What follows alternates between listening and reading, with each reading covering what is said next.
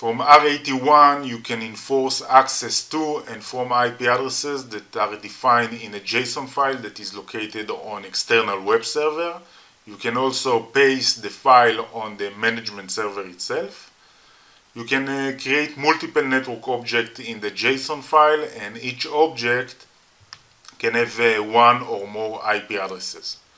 It supports a single IP address, network addresses, ranges, and even IPv6 addresses. You can use the objects that are in the JSON file in the access rules, NAT rules, and also on the threat prevention rules.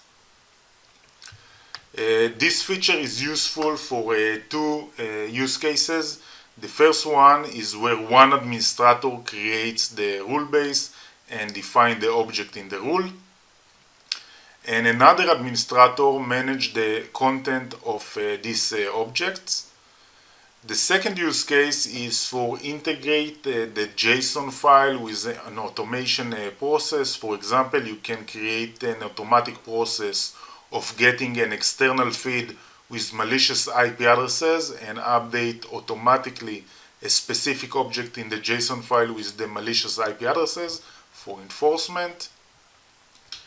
And what is really cool about the generic data center object, that once an object in the JSON file is populated with a new IP address, there is no need to publish changes to the management or publish changes to the gateway. You don't need to install policy. The changes are going to be enforced automatically on the gateway.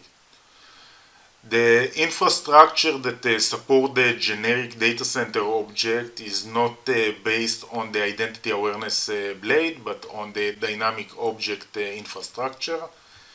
In parallel to the data center object scanning process, we have added an additional process that scans the remote file on the web server, and based on the changes in the content of the object in the file, the management updates the dynamic objects on the gateway for enforcement.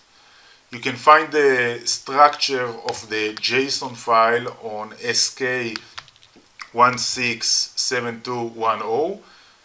Let's take a look on it together.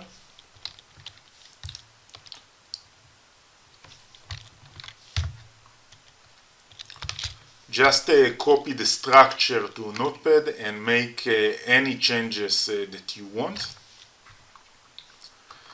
I will create an object LAN workstation, and I will put in this object some of my lab workstation IP addresses.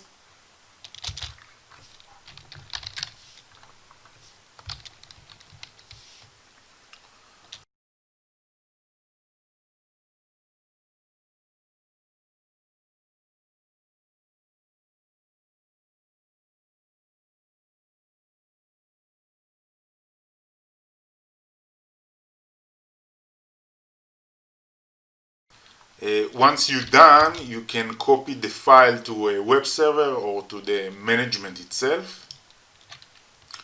I will create a file with the Notepad content on the management itself. I will create it on the temp directory.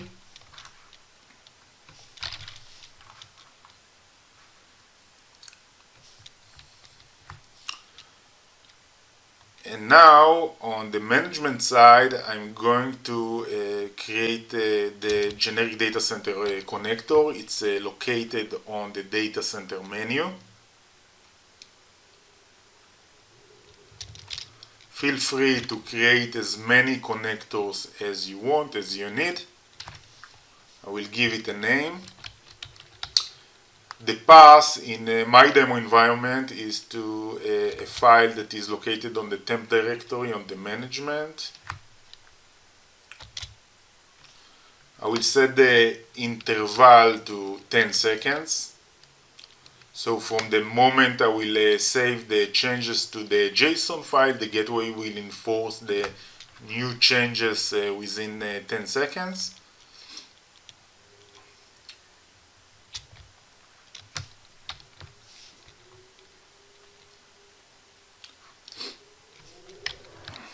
Now we'll create a new rule.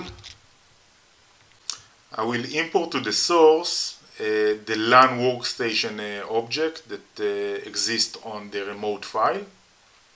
As you can see, I can choose the generic data center that I've just created.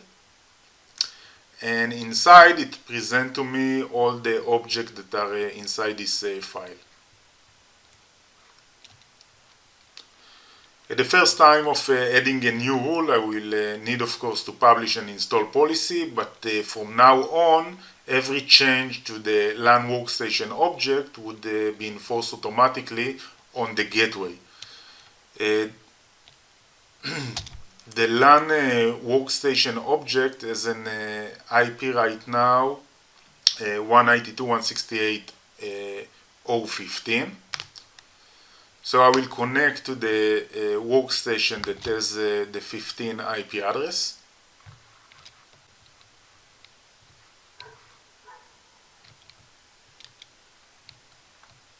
I will run ipconfig.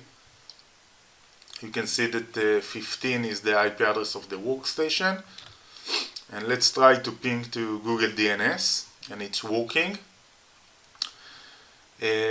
Now we'll delete its IP address from the JSON file, and it's going to take about 10 seconds for the gateway to enforce the changes on the object.